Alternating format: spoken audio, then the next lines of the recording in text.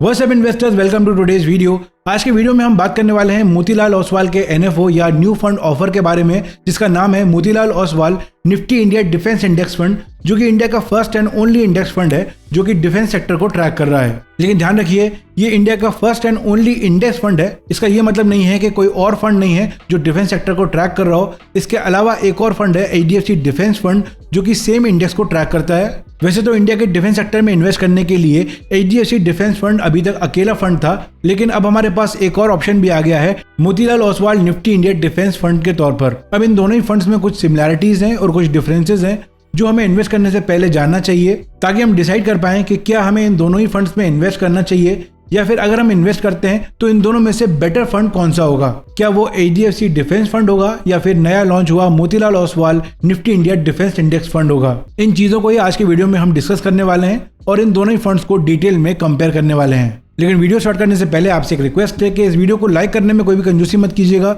और अगर चैनल पर पहली बार है या अभी तक सब्सक्राइब नहीं किया है तो चैनल को सब्सक्राइब जरूर कर लीजिए। इसके अलावा स्टॉक मार्केट के लेटेस्ट अपडेट्स के लिए आप मेरा व्हाट्सएप चैनल ज्वाइन कर सकते हैं, जिसकी लिंक आपको डिस्क्रिप्शन में मिल जाएगी। चलिए आज का वीडियो स्टार्ट करते हैं। तो दोस्तों, बहुत जल्दी से आपको इंडिया के डिफेंस सेक्टर के ग्रोथ के स्कोप के बारे में बता देता हूँ। फाइनेंशियल ईयर 17 से लेकर फाइनेंशियल ईयर 24 के बीच में इंडिया का डिफेंस एक्सपोर्ट 16 टाइम्स बढ़ा है और अभी ये $3 बिलियन पर है, और ये पिछले साल के कंपैरिजन में 32.5% का जंप है। और मोदी 3.0 की सरकार में एक बार फिर से डिफेंस मिनिस्टर बनने के बाद राजनाथ सिंह ने 50,000 करोड़ का मिलिट्री एक्सपोर्ट टारगेट सेट किया है ऑन एन एनुअल बेसिस। इसके अलावा वर्ल्ड में इंडिया 4th लार्जेस्ट स्पेंडर है डिफेंस सेक्टर में।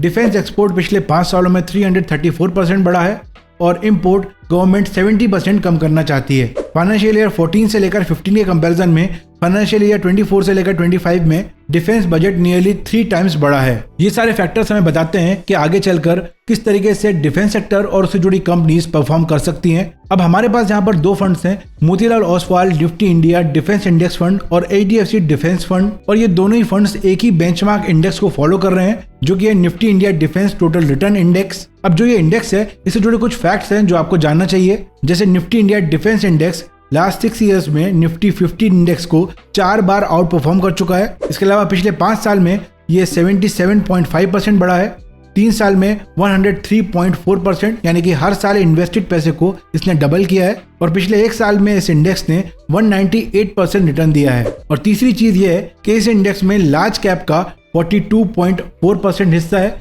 मिड कैप का 20% और स्मॉल कैप का 37.5% हिस्सा है। तो इस इंडेक्स का पास्ट परफॉर्मेंस जो है वो जबरदस्त है, क्योंकि गवर्नमेंट का फोकस भी इसी सेक्टर की तरफ है। अब आइए हम Motilal Oswal Nifty India defence index fund और एचडीएफसी डिफेंस फंड को रिव्यू कर लेते हैं। तो सबसे पहले हम इन दोनों ही फंड्स को कंपेयर कर लेते हैं और इनसे जुड़े एडवांटेजेस और डिसएडवांटेजेस पर बात कर लेते हैं। तो सबसे पहले इन दोनों के टाइप देख लेते हैं। So Motilal Oswal Nifty India defence एक इंडेक्स फंड है एंड एचडीएफसी डिफेंस फंड एक थीमेटिक फंड है या फिर सेक्टोरल फंड है।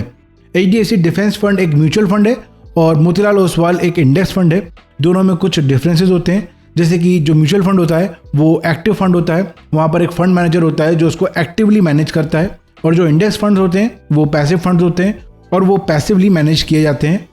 इंसेप्शन डेट जो है वो Motilal Oswal Nifty India defence index fund की जो एनएफओ डेट है, न्यू फंड ऑफर डेट है, वो जून 13 से लेकर 2024 की है। आप इस बीच में इस एनएफओ के लिए अप्लाई कर सकते हैं, उसके बाद आपको इस एनएफओ का अलॉटमेंट मिलेगा। लेकिन अगर आपको अलॉटमेंट नहीं मिलता है तब भी आप इस एनएफओ के लॉन्च होने के बाद भी इस इंडेक्स फंड में इन्वेस्ट कर सकते हैं।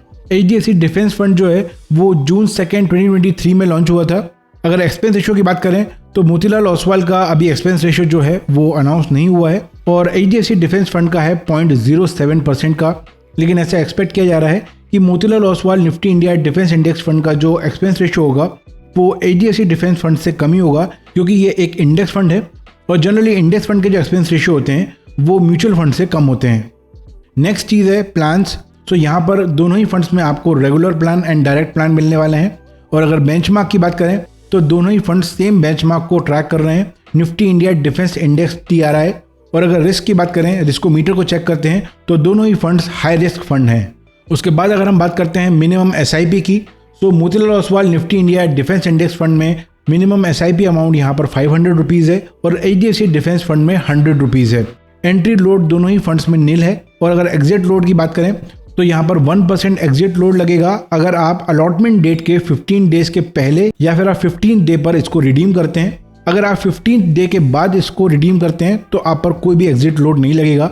वहीं पर अगर HDFC डिफेंस फंड की बात करें तो यहाँ पर जो एग्जिट लोड है वो 1% है अगर आप 1 साल के पहले रिडीम करते हैं अलॉटमेंट के, और अगर आप 1 साल के बाद रिडीम करते हैं तो यहाँ पर भी 0 एग्जिट लोड लगेगा।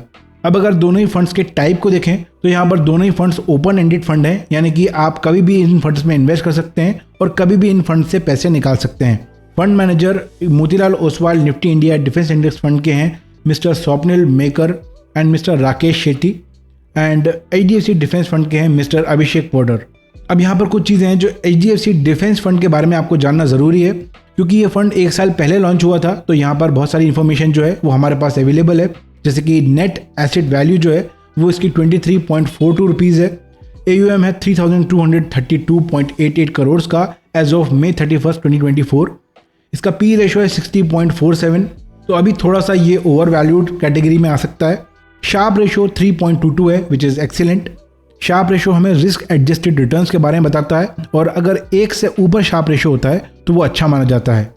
अगर हम पास्ट परफॉर्मेंस की बात करें तो HDFC डिफेंस फंड का 1 ईयर का रिटर्न रहा है 131.46% का, एंड लास्ट 6 मंथ्स का रिटर्न रहे हैं 121%। और यहाँ पर मोतीलाल ओसवाल को लेकर एक ड्रॉबैक यही है कि क्योंकि ये एक न्यू फंड ऑफर है, नया फंड है, इसलिए इसकी पास्ट परफॉर्मेंस को हम चेक नहीं कर सकते हैं। हमें यहाँ पर जिस इंडेक्स को ये ट्रैक कर रहे हैं उसकी पास्ट परफॉर्मेंस को ही देखकर यहाँ पर इन्वेस्ट करना होगा। लेकिन अगर दोनों को कंपेयर करते हैं और पास्ट परफॉर्मेंस को अगर हम हटा देते हैं तो मुझे लगता है कि मोतीलाल ओसवाल यहाँ पर चीपर ऑप्शन होगा और मच बेटर ऑप्शन होगा HDFC डिफेंस फंड से। तो इस वीडियो में बताई गई इन्फॉर्मेशन को जानने के बाद अगर आप इन फंड्स में इन्वेस्ट करने का मन बना रहे हैं तो कुछ चीजें हैं जो आपको ध्यान में रखनी चाहिए। पहला, ये दोनों ही फंड्स हाई रिस्क कैटेगरी में आते हैं। अगर आप एक एग्रेसिव इन्वेस्टर हैं तभी आपको यहाँ पर इन्वेस्ट करने के बारे में सोचना चाहिए। दूसरा इंपॉर्टेंट पॉइंट ये है कि HAL यानी कि Hindustan aeronautics limited and BEL Bharat electronics limited के परफॉर्मेंस पर ये इंडेक्स काफी डिपेंड करते हैं, और करीब इनका 40% जो वेटेज है वो इन दोनों स्टॉक्स पर डिपेंडेंट है। तो अगर आप यहाँ पर इन्वेस्ट करते हैं तो HAL और BEL से जुड़ी जो भी जानकारी है, जो भी नई खबरें हैं, उन पर आपको नजर बना के रखनी चाहिए। तीसरा, मुझे लगता है कि आपका जो ओवरऑल पोर्टफोलियो है उसका 10 to 15% का हिस्सा ही आप यहाँ पर इन्वेस्ट कीजिए, उससे ज्यादा आपको यहाँ पर इन्वेस्ट नहीं करना चाहिए। ये थीमेटिक फंड्स हैं या सेक्टोरल फंड्स हैं, यहाँ पर अगर ओवर एक्सपोजर हो जाता है तो वो भी बेनिफिशियल नहीं होता है। फोर्थ पॉइंट, मुझे लगता है कि अगर आप अभी इन फंड्स में इन्वेस्ट करना चाहते हैं तो आपको लम सम इन्वेस्टमेंट अवॉइड करना चाहिए। अगर आप कंसिस्टेंट रिटर्न्स चाहते हैं तो आपको SIP का रूट लेना चाहिए। इन फंड्स में लमसम इन्वेस्टमेंट आपको तभी बेनिफिशियल होगा जब डिफेंस सेक्टर के जो स्टॉक्स हैं वो अंडर वैल्यूड हों। तो अभी के लिए आपको यहाँ पर सिर्फ SIP करनी चाहिए। दोस्तों, आई होप इस वीडियो को देखने के बाद आपके मन में इन फंड्स को लेकर कोई भी डाउट नहीं होगा, लेकिन अगर फिर भी आपके मन में कोई क्वेश्चन है तो आप कमेंट सेक्शन में पूछ सकते हैं। आपको आज का वीडियो कैसा लगा है कमेंट सेक्शन में जरूर बताइए, और अगर वीडियो पसंद आए तो लाइक करना ना भूलिए, और चैनल पर पहली बार आए तो सब्सक्राइब कर लीजिए एंड बेल आइकन प्रेस कीजिए ताकि आने वाले वीडियोस की अपडेट आपसे मिस ना हो। मैं मिलूंगा आपसे नेक्स्ट वीडियो में। Take care and have a great day.